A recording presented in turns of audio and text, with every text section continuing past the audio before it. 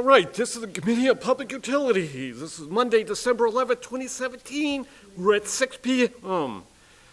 I have Councilor Delashula. Here. I have Councilor Hanlon. And we only have 2 members. We do not have a quorum. We don't have a quorum right now, but Councilor McLaughlin is actually coming to the gate right now as we speak. And we have Councilor McLaughlin. We have 3 members. Now we have a quorum. Stand and salute the flag, please. Pledge allegiance to the flag of the United States of America, and to the republic for which it stands, one nation, under God, indivisible, with liberty and justice.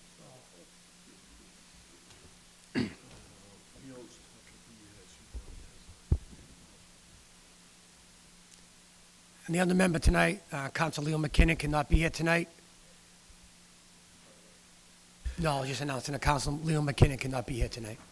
All right, the first piece of business, this order by Councilor Anthony DePiero as president to grant the petition for AT&T for work to be done at 94 Pearl Street. Just state your name and your position. Just make sure that mic is on.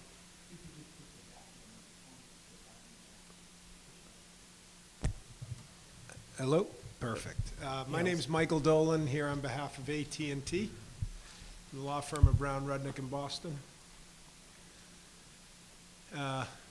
Just explain what, So what we have is, we had 4 applications for grants of location to affix small cell site antennas on 4 utility poles. One of the 4 sites located at 26 Gladstone Street. When we introduced the application to the city council. okay, excuse me, we can only talk about number 1. Pearl What's that? Street? I was just introducing that one of the ones that we did introduce to the city council, a neighbor had showed up, and a butter who had concerns about it, and we're gonna relocate. We have opposition. Right, so that we could just, on the first item is just 94 Pearl Street. Okay.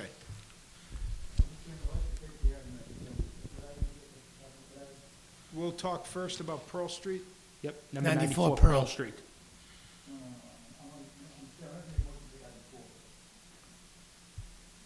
Second the motion to take item number 4 off the calendar. Okay, all in favor? Aye. Okay, ayes have it. We'll go to number 4. All right, item number 4.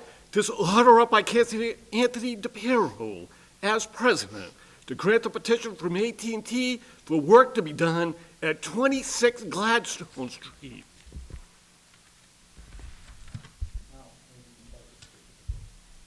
Okay, and, Speak about that one now? yes, Okay. please. So, when we introduced that application to the full city council, one of the abutters showed up and had some concerns about the proximity of the proposed facility to her house.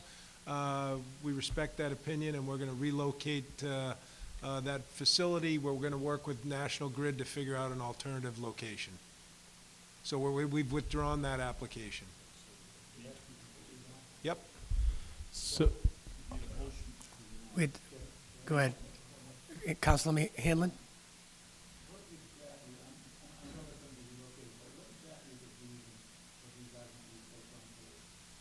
They are to help fill in the network of AT&T's wireless phone network. So we have macro cells, which are on towers and building rooftops. They're much bigger facilities. These are small nodes that help fill in areas where we have capacity issues or a targeted coverage issue.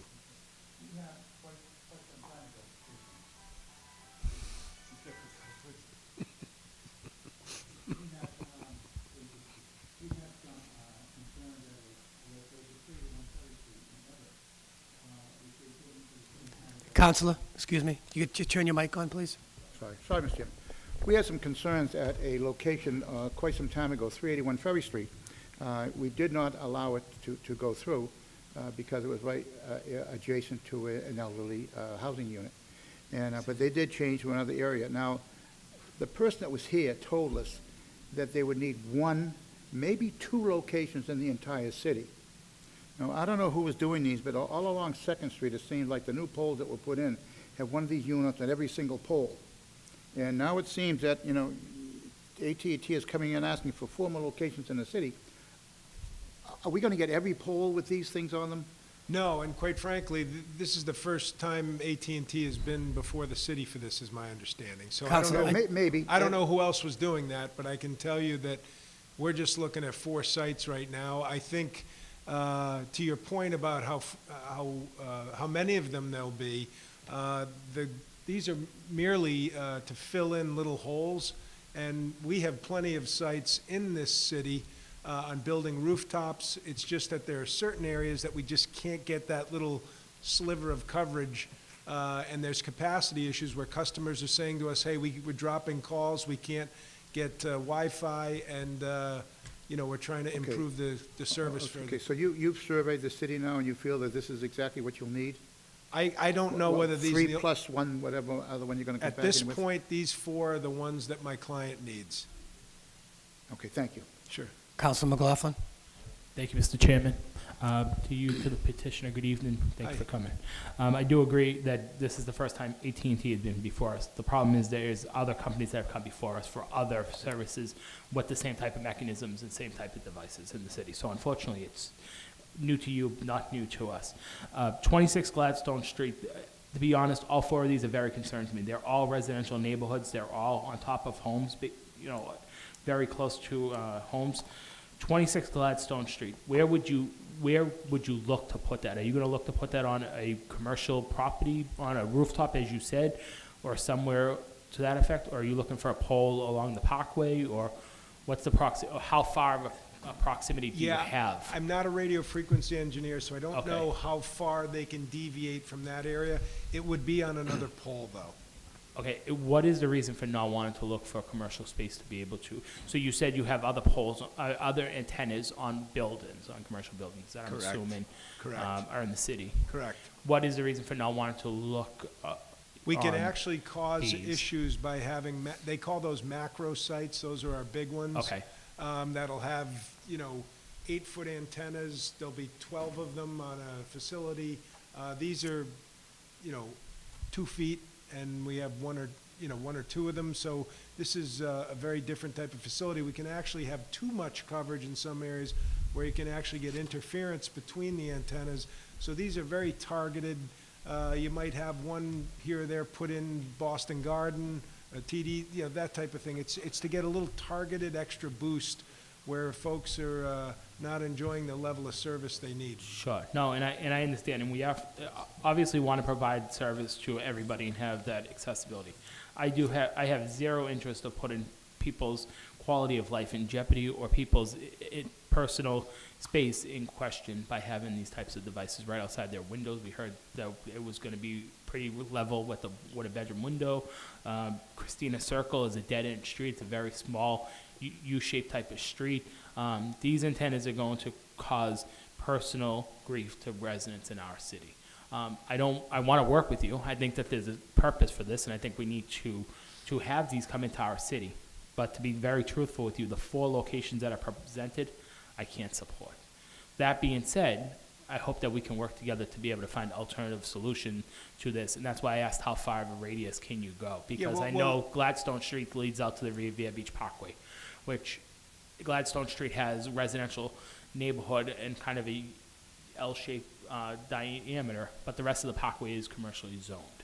That's why I was wondering how far of a Right, zone so that you have. these facilities will be compliant with all state, local, and federal and FCC laws regarding emissions and health and safety. And I have a radiation expert here with me tonight to answer any questions you may have that may help you and the public understand the impact of these facilities. So because we're on item number 4, I'd like to, I absolutely want to hear from the individual, but not at this moment. I'm going to Okay. ask that the resident, the abutter, come up and speak to us, and then maybe give us some direction of their thoughts, and that will help engage our conversation with the engineer expert, frequency engineer expert. Again, I want to try to work with you. I don't want to push you guys out of the city because there's a certain purpose for this, but we need to find a common site that we can be utilizing for these types of services. So I'm gonna make a motion that we invite, May I, from the chair? You all set, Counselor? no. Did it- Oh, I'm sorry, do you want the, I'm sorry, Mr. Chair, I'm sorry. Mr. We have, Chair. we have a package here that you gave us here, Yeah, and you have 26 Gladstone Ave, Melrose. the fact that it Is that a says misprint? Melrose, that's a typo. Typo, okay. Because we're thinking that we Yeah, have something no, wrong here. that's a typo. The other three are all, say Everett, someone that must have just gotten into the computer.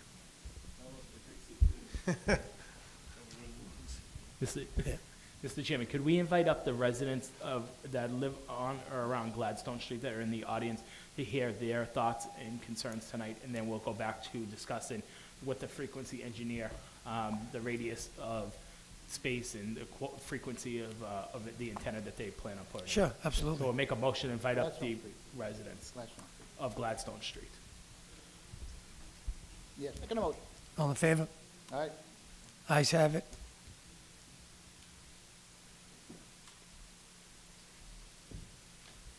Residents from Gladstone, you want to, Let us excuse the representative from AT&T, but not to leave the chambers.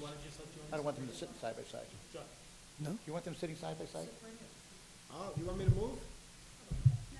no, it's,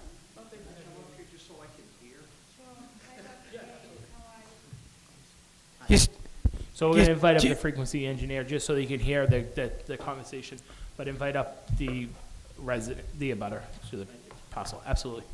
just state your, just turn that on, state, both of you state your names and the residence you live at and your position with AT&T. Hi, good evening. My name is Joanne D'Amato. Thank you for allowing me the opportunity to once again voice my opposition, which I understand that you're going to relocate, and I appreciate that. But I still do have questions as far as relocation and stuff like Sure. that. Again, I am the owner of the home at 2628 Gladstone Street, as well as the owner of the home right next door at 2224 Gladstone Street. I am a taxpayer, a voter, and I have lived there almost all of my life. I'm sure that all of you understand the difficulties living so close to Revere Beach Parkway and all that it entails.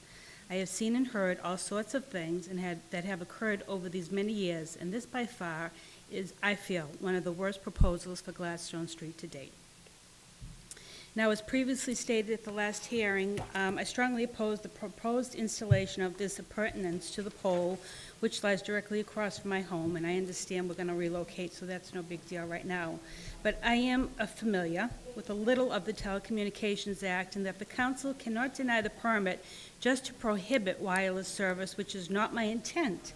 But I feel that the proposed installation of this wireless telecommunication attachment is in too close proximity to my house, and feel that the increase of additional wires and pipes needed to complete this installation would be an eyesore and have a definite negative impact to the neighborhood. I question whether the proposed placement of the meter not on the street side as stated in the plans on page A-1 cause an increase in possible noise and power emissions. Is this another noise that I would have to listen to as I try to sleep, I wonder? Which is another reason I feel which would be a substantial detriment to the public good. I question their site selection and why an alternative site wasn't investigated for this attachment, or if it was, what were the reasons for rejecting that site. I caution that what AT&T, and I caution the board on this one, that what AT&T has presented to you as a simple installation, as shown in their plan, would in all actuality be somewhat more involved, depending upon where they decided to place their power cables, and as to whether or not they need to tear up the street to bury them underground. If that is the case, then I feel that this would derogate the condition of the street, as well as if a patch was considered to be placed over the hole instead of the full street repaving. To dig up the street on such a frequently used street due to the school and proximity to the parkway would be a great inconvenience, especially so close to my driveway. Another thing that I'm really concerned about is the weight of this appurtenance on such an old pole. That pole has been there for as long as I have, I believe. I would like to know how much the total mounting weight would be From looking on page A2 on the plans, it appears that the antenna weighs 19 pounds, the equipment canister weighs 70 pounds, the diplex of CommScope weighs 5.5 pounds, and the 5 brackets weigh 11 pounds each. So I figure that they'll be placing around 149.5 pounds to this one old telephone pole, or electric pole. Can this pole support that weight safely? I also question how AT&T will attempt to minimize its visibility from the neighboring residents and streets. Besides the objections I have with the aesthetics of the equipment, my main concern would be the question of the coverage objective and the beam widths. My additional questions are as follows. What is the coverage objective?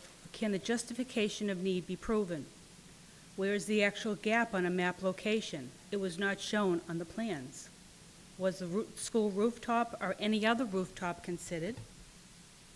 Was consideration of adding extra strength to existing cell towers given? Was an environmental sound assessment done? And what would the anticipated raise to the ambient sound level be? Will this be a horizontal unidirectional signal, or will the signal be 360 degrees as it reads on the electrical specifications page? Does that mean that the signal will beam directly through mine or any other house? Will the vertical beam width be 12, 15, or 19 degrees, just up or up and down? How often will it be maintained? And if it's granted, will a property tax abatement be granted for the decreased value to my home? I hope that you will agree that this would create a substantial hardship, and I thank you for allowing me to speak. All I ask is that you please take all of my questions and concerns under advisement and vote to deny the permission to approve this application. Thank you. Thank you. And I have, if you want to look. Councilman McLaughlin? Mr. Chairman, thank you. I want to thank Mrs. D'Amato for coming. I want to thank her for coming to the last meeting as well. These are the same types of questions and concerns that I've heard from other abutters that are in the proximity of these other 3 petitions in front of us. Again, I want to be able to work with the petitioner. I think there's a purpose that we need them in the city of Everett, but we don't need them in front of residential homes. We don't need them impacting people's quality of life. People will live there long-term, short-term, it doesn't matter. It's a quality of life issue for me. I am ready to make a motion that we table these 4 items, but the problem is if we table these 4 items for a future meeting, they essentially die because it's the end of the year. We don't have time to come back to committee for these 4 items. Well- So I'm going to ask the petitioner if he wants to withdraw, I would say, and be able to work with us in a few weeks to be able to come up with solutions to these 4 locations. But tonight, I am ready to not vote for these if they are not willing to work with Well, us. if you don't mind from the chair, You can, sure, Mr. I think the petitioner should have a chance to answer her questions that she asked tonight. Yeah, we definitely can. About the safety I'm sure concerns, they can. Absolutely. You can answer all of them. Almost all of them, absolutely. That's great. I know we have a meeting. We have a meeting in 10 minutes also. Yeah. All right. But we can, they want to. And just as a reminder, the site that she's talking about, we're not going there. So we don't have anyone here tonight about the 3 sites that we are proposing. So I just want to be clear on Yep, that. unfortunately, I represent 2 of the sites in my district, the district And are city there council. specific neighbors that? There are And specific- who are those? I'll just take that down. I can give it to you after me. I'm not going to I'm not going to give names on can't? live TV, but I can give it to you afterwards. Okay, Absolutely. great, Yep, great. absolutely. I can do that Thank for you. Sure. No, so I know where their proximity is. Thank you. Okay, go ahead. Good evening. My name is Dr. Donald Hayes, H-A-E-S, and in the interest of time, I'll leave a copy of my cards and my CV here. I am what's known as a radiation safety specialist, and independent of AT&T, I'm a independent contractor. And I did look at these particular facilities from a radiation safety standpoint to consider their compliance with not only FCC on a federal level, but Mass Department of Public Health on a state level. Based upon these 4 sites that I evaluated in Everett, and in this particular 26 Glaston Avenue, All the sites would be well within the Department of Public Health and the FCC limits for RF exposure by at least a factor of 20. So as far as any concerns from an exposure standpoint, and I looked at not only 6 feet above the ground like the regulations state, I looked at 16 feet above the ground as well. And still, we're at least a factor of 20 below the allowable limits. As far as the other sites boosting up power, they really can't do that. They have a limited amount of energy at the site that they can use, and they have to divvy it up. We can provide a copy of the patterns of the antennas. These are 360-degree antennas. I like to think of it like task lighting. You know, we all have the lighting that we have above us. That's the macro cells. And then for these extra little sites that need either coverage because there's a shadow or extra capacity because people won't leave their phones alone, then we put this task lighting or these small cells. As far as the need for coverage, that would be a radio frequency engineer, and as far as what needs to be done, that would be a construction guy. Yeah, any facility we build here would have to be compliant with the National Grid's guidelines as well as the city building inspector. So from a structural standpoint, that we'd have to satisfy that in that regard. So structural, we'd have to satisfy the building inspector. Emissions, we comply by a factor of 20-fold with the federal guidelines. And noise, there's a very, very small fan in the facility that is very, very quiet. I'm not sure it could even be heard. And so I'm not sure what other, if there were any other concerns, I'd be glad to address those too. But these types of facilities are very common now throughout the country, and there's federal law supporting our ability to attach these light poles. So I'd be glad to provide any other information you'd like. I would prefer not to see these applications die. I'd rather supplement with any information I could. We'd be willing to continue this until we could meet with the committee again and then come back to the city council after that. This is, for the chair, this is our last meeting of the year. Right, that's the problem. Everything dies. Everything dies, and Okay. you have to re-enter it again next year. Okay. But from the chair, the other 3 locations, it seemed awful easy that we eliminated Gladstone because a resident came up. So we're going to move that one to a different location. Why couldn't we move the other 3 locations that are residents to maybe somewhere, on the parkway or where Well, there's no residents' homes? They have to be in a geographic area that will help fill that coverage.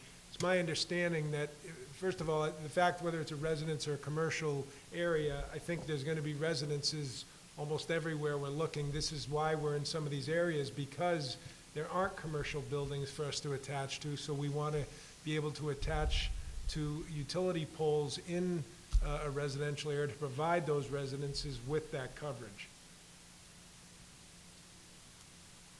Councilman McLaughlin? Thank you, Mr. Chair. Mr. Chairman, on one thought on this is 94 Pearl Street and 17 Christina Circle, both up, but the bike path.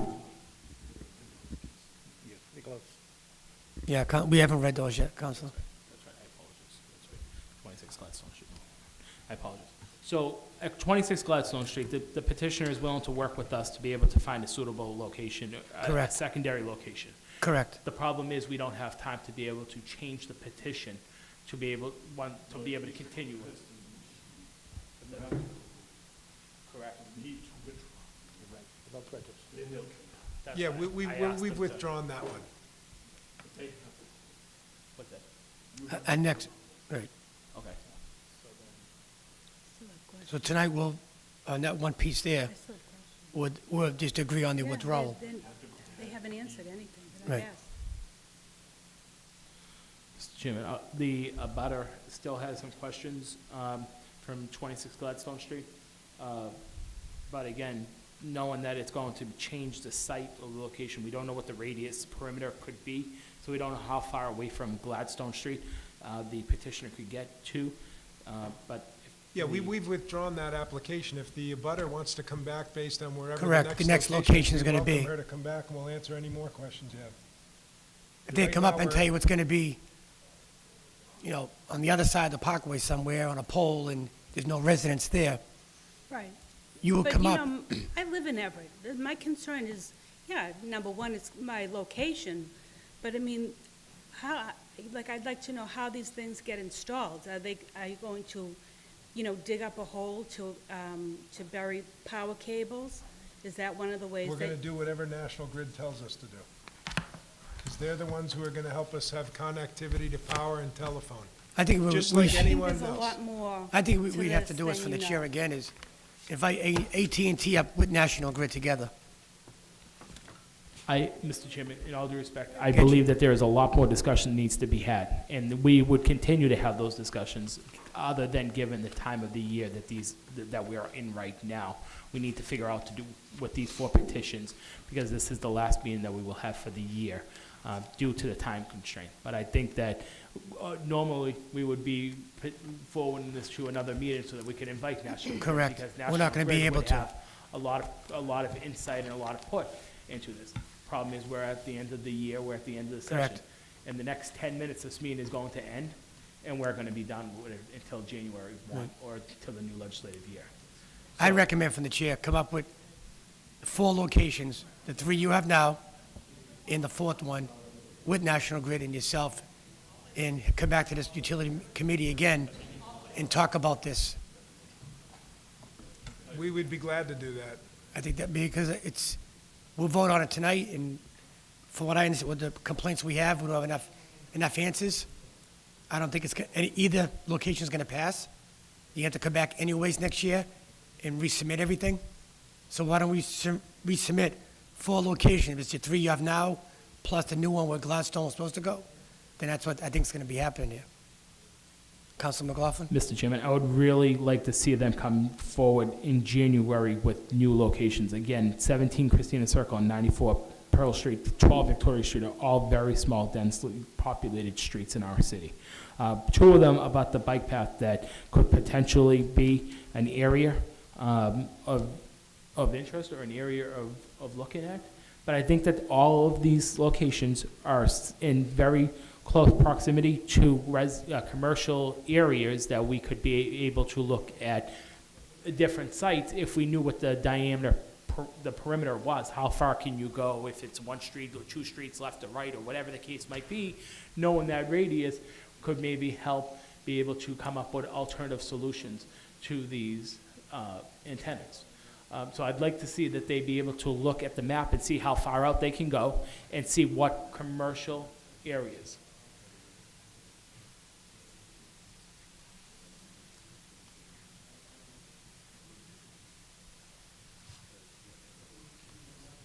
Okay. We have a public hearing at 6:30. So we're going to refer this to our next meeting, our regular meeting, at 7 o'clock. And then we'll recommend you at that point what we're going to vote on, what's going to happen with all 4 locations. Okay, Okay. Because we have a meeting at 6:30. okay. And I Thank you very much. apologize to Thank you, appreciate it. Mr. Thank you. Cameron. He had 2 pieces on this. We'll have to refer Make a this to motion to the refer item 7 number o'clock 4. meeting I have one also. question. To our clerk of committees, can we open up the public hearing, close it, and go back to this meeting and then start the public hearing for the other piece once it's over? What, okay. Probably safer for you, your regular, we don't know what, then just stop. There's no recommendation. If the public hearing is at 7, you have no recommendation, all those pieces. We'll refer it to our 7 o'clock meeting, and we'll bring those up first. So you want us to come back to the next regularly scheduled city council meeting? It's at 7. It's at 7 o'clock tonight, yes. So, because we're on item 4, Mr. Chairman, I just make that motion for item number 4, to refer to our next meeting, next council meeting. Yes, 7 o'clock tonight, yes. On that one, So I'm going to refer item 4. item 4, 1 through 6, to our next regular meeting, which is at 7 o'clock, Well, we with didn't- no we didn't make that as a recommendations. motion, but, with no recommendations. All in favor? aye. The whole calendar. Ayes have Aye, it. Aye. Okay. Next meeting. Motion to adjourn? Motion to adjourn. Ayes have it, all adjourned. Thank you.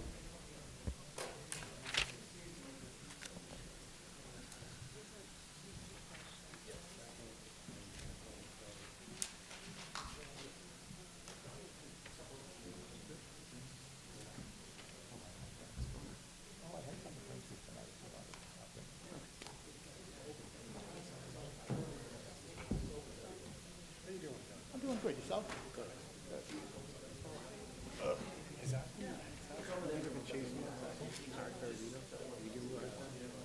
Okay. I know he's chasing some guys now for the check. I think I sent it. Did I even take out an ad? I got your email. Yeah, I don't even remember, because he said, he called me the other day. He goes, hey, I said, well, I'll see everybody Monday. I'll just I was gonna say, did John, and if I did, I'll pay it. If I didn't pay it, I'll pay it, no problem, you know? But I kinda think I did it, yes, I.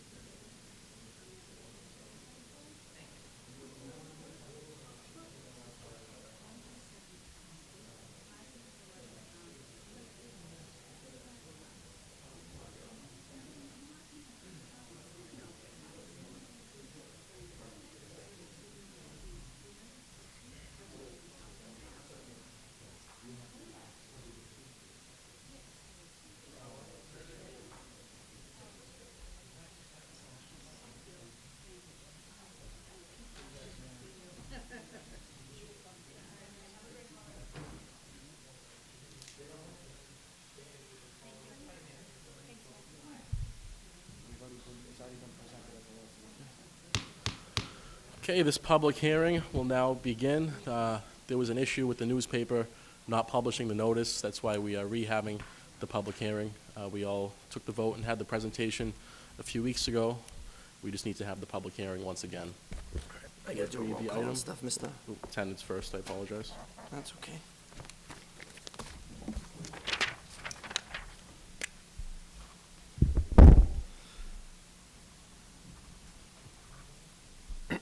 Council Capone. Here. Councilor Della Sola. Here. Councilor DeFlorio. Here. Councilor Hanlon. Here. Councilor Matusky. Here. Councilor McLaughlin. Here. Councilor Napolitano. Here. Councilor Sani. Councilor Simonelli. And President DePiero. Present. 9 members present. You do have a quorum. Councilors McKinnon and Sarni did send a correspondence that they'd be unable to attend. Audience, please join us in saluting the flag.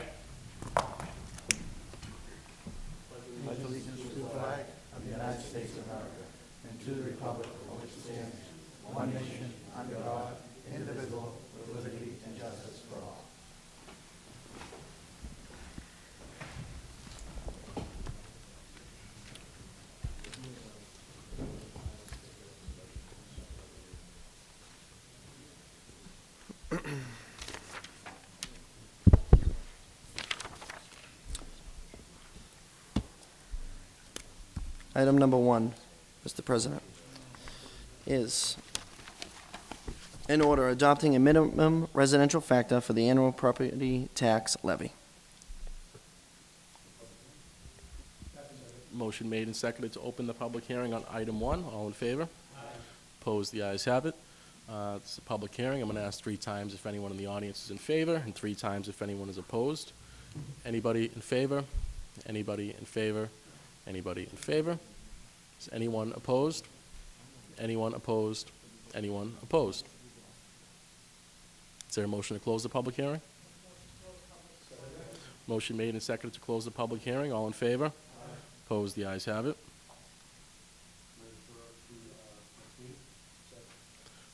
Motion made and seconded to refer to our meeting at 7 PM.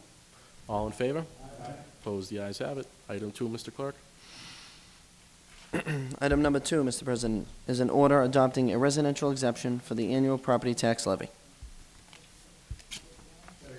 Motion made and seconded to open the public hearing. All in favor? Opposed? The ayes have it. Public hearing is now open. Same thing. I will ask 3 times if anyone's in favor and 3 times if anyone is opposed. Anyone in the audience opposed to this, in favor of this item? Anyone in favor? Anyone in favor? That portion is over. Anyone opposed? Anyone opposed?